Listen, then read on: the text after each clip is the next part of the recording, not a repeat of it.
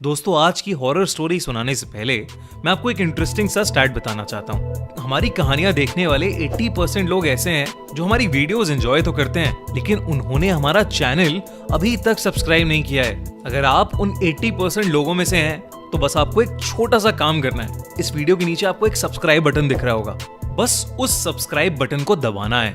बस इतना सा काम करना है आपको, और लगे हाथों बेल आइकन भी प्रेस कर देना, ताकि हमारी लेटेस्ट वीडियो आते ही आपको सबसे पहले पता चले। मुंबई दुनिया का एक ऐसा शहर है जो शायद कभी नहीं सोता। रात में यहां अक्सर लोगों की रौनक लगी रहती है, स्पेशली मुंबई के मरीन ड्राइव पर, जो कि मुंबई की जान है।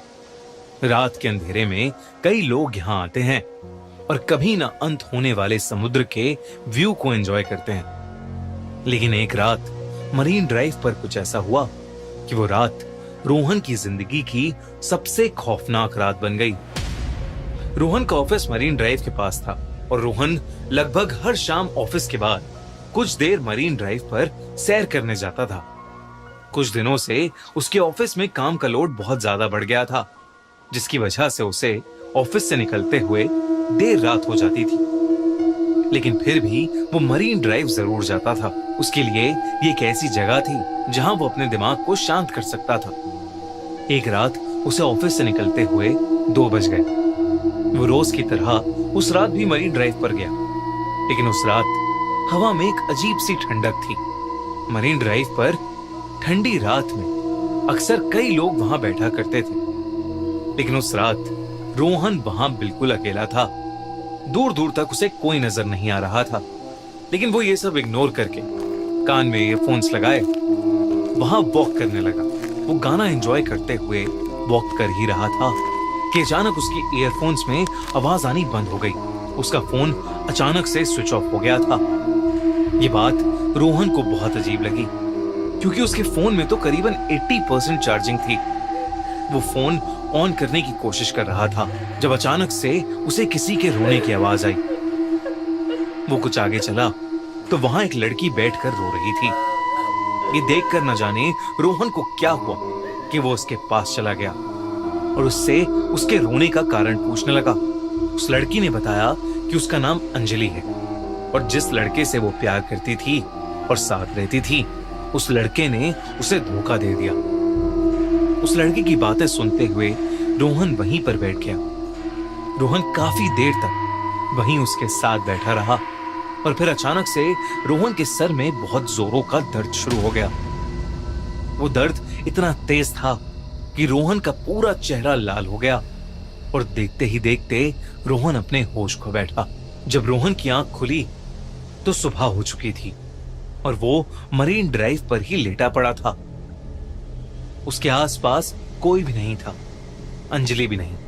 उसे कुछ समझ नहीं आया, क्योंकि आखिरी चीज जो उसे याद थी वो ये थी कि वो अंजलि के साथ मरीन ड्राइव पर बैठा बातें कर रहा था। अगली रात रोहन ऑफिस के बाद सीधा मरीन ड्राइव पर पहुंच गया और वहां अंजलि को ढूंढने लगा। काफी देर बाद करीब रात के 3 बजे उसे अंजलि एक कोने में बैठी मिली। जब रोहन ने पिछली रात के बारे में अंजलि से पूछा तो अंजलि ने कहा कि रोहन बहुत थक गया था और वो वहीं पर सो गया। रोहन को भी लगा कि शायद सच में उसकी मरीन ड्राइव पर आग लग गई होगी। रोहन और अंजलि फिर से बातें करने लगे, लेकिन फिर कुछ देर बाद रोहन के सर में दर्द होने लगा और वो फिर से बेहोश हो गया। जब वो उठा तो वो फिर से मरीन ड्राइव पर लेटा हुआ था। रोहन को फिर कुछ समझ नहीं आया, लेकिन अब रोहन के दिमाग में सिर्फ अंजलि चल रही थी। वो अंजलि का दीवाना सा हो गया था, इतना दीवाना कि वो रोज देर रात मरीन ड्राइव पर अंजलि से मिलता और बातें करते करते बेहोश हो जाता। रोज सुबह उसकी मरीन ड्राइव पर लेटे हुए ही आंख खुलती। धीरे धीरे रोहन बहुत कमजोर होने लगा था। उसकी तबीयत बहुत ढीली रहने लगी थी। एक रात ऑफिस में रोहन के एक दोस्त ने उसकी हालत देख के पूछा कि क्या वो ठीक है।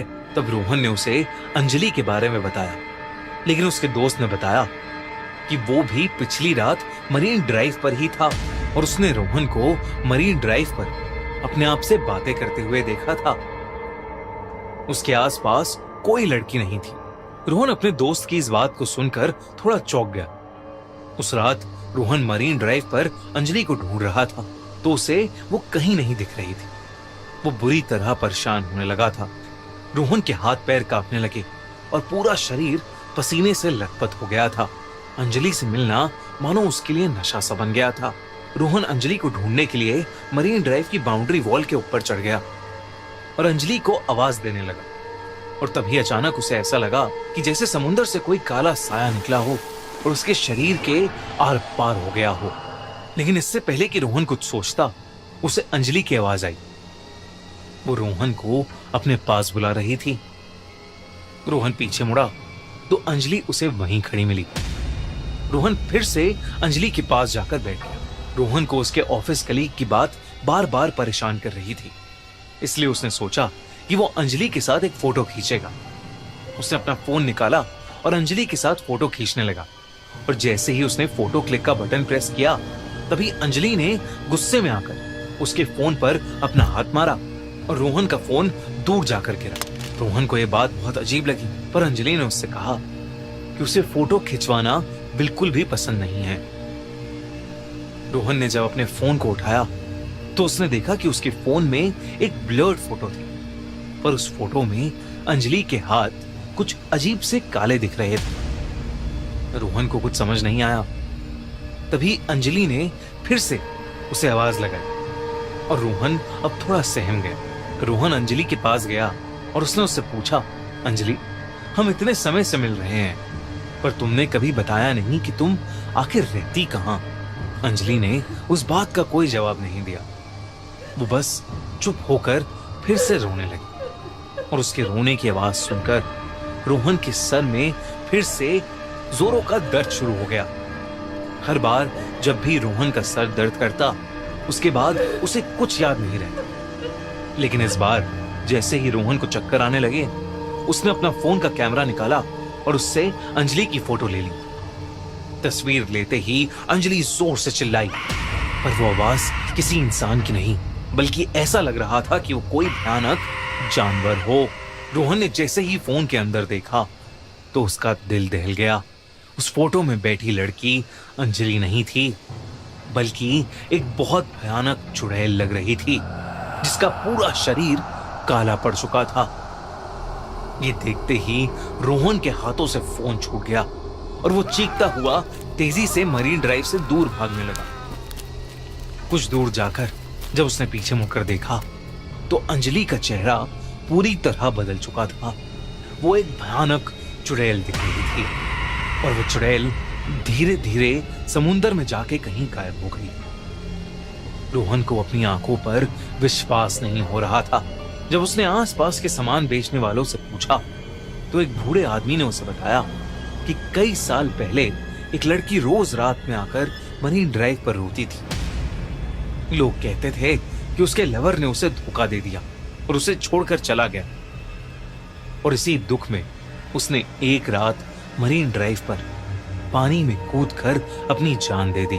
उस बूढ़े सामान बेचने वाले ने यह भी बताया कि कई लड़के रात में खुद से बातें करते देखे गए हैं और उसमें से कई लड़के समुंदर में डूबकर अपनी जान भी दे चुके हैं।